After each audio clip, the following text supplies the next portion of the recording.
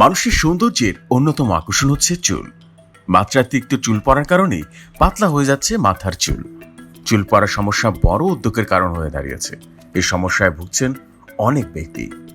চুল পড়া বন্ধে নানা রকম শ্যাম্পু ও তেল ব্যবহার করেছেন, আর শেষমেশ ডাক্তারের কাছে গিয়েও মিলছে না সমাধান। চুল পড়া নিয়ে যারা দুশ্চিন্তায় আছেন তাদের জন্য সুসংবাদ হলো ভিটামিন ই অয়েল নতুন চুল গজাবে। প্রসাধনীর দোকানে ভিটামিন ই অয়েল পাওয়া যায়। আসুন তবে জেনে নেই ভিটামিন ই অয়েল কিভাবে নতুন চুল গজাবে। 1. ভিটামিন ই অয়েল চুলের গোড়ায় রক্ত সঞ্চালন বাড়ায়, ফলে দ্রুত বাড়ে চুল। 2. ভিটামিন ই অয়েল ব্যবহারে নতুন চুল গজায়। মাথার যে অংশে চুল কমে যাচ্ছে সেখানে এই তেল ম্যাসেজ করুন। 3. ভিটামিন ই অয়েল চুলের গোড়া মজবুত করে চুল পড়া বন্ধ করে। যেভাবে ব্যবহার করবেন আপনি: 1.